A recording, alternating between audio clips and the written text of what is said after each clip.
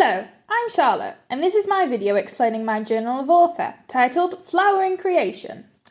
For this final exam, we were asked to create a work of art that reflected our personal experience with the subject and what it meant to each individual, including a book as the basis of the creation. In the beginning, I did not properly understand the task at hand, therefore I couldn't think of any ideas on how to execute it. However, after clarifying my doubts with our teacher, the basic concept of my art piece came to me almost immediately, reflecting perfectly how I felt about the subject. Once I had a rough concept, I continued reflecting, proposing different ideas, drawing sketches and discussing the matter with my mum, a very creative person. Finally, I obtained the final vision of my design and was ready to start its construction.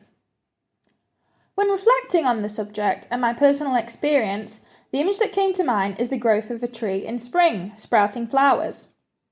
Artistic growth, in both my abilities and creativity, is a key aspect of my journey throughout this course and, for me, a tree was a perfect representation of this feeling.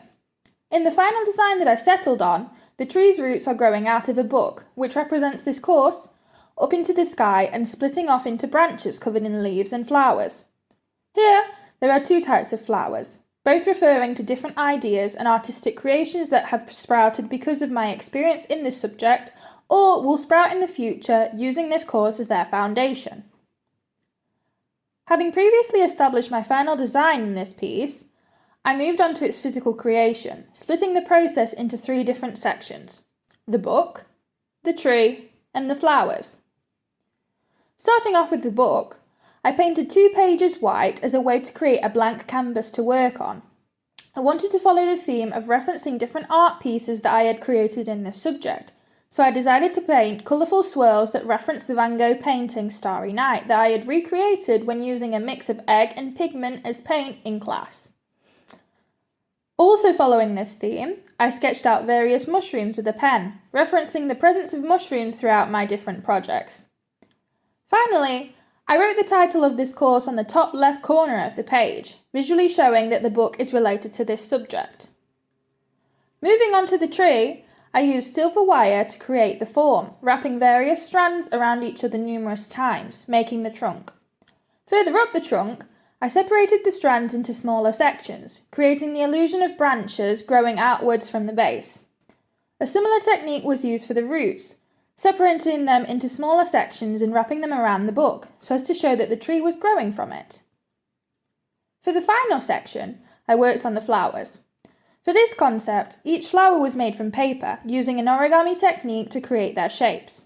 For the white flowers, the only step was to fold the paper.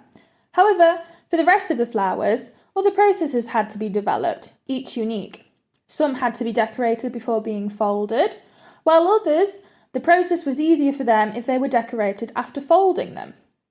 I included a reference to the sketches of our classmates that we created in our first lessons, the use of bleach to paint people, my representations of Van Gogh's Starry Night, the mushrooms that I made out of a mixture of bread and other products, my creations carving different designs, our group interactive panel, practice 1, and practice 2 throughout these flowers. I also decided to incorporate paper leaves for aesthetic purposes. To me, this subject has been really important in many ways. When I was a young child, I loved drawing and making different things, as it was my hobby and it was a hobby that my mum also enjoys. Despite this, I always felt like I was unimaginative and that my creations were bad and unworthy of any merit, so I stopped practicing and abandoned the fun outlet for my emotions. With this subject, I have really rekindled my love for the arts and stopped judging my ideas so harshly, allowing my creativity to grow with each activity developed in this class. It has also helped me to genuinely think outside of the box and view many different ways of creating art pieces, which in turn has fostered my creativity even more. Overall, I have thoroughly enjoyed this course and feel like I have grown a lot from it, hopefully being able to continue to grow artistically in the future and apply this creativity in the classroom. Thank you for watching my video. I hope you enjoyed it.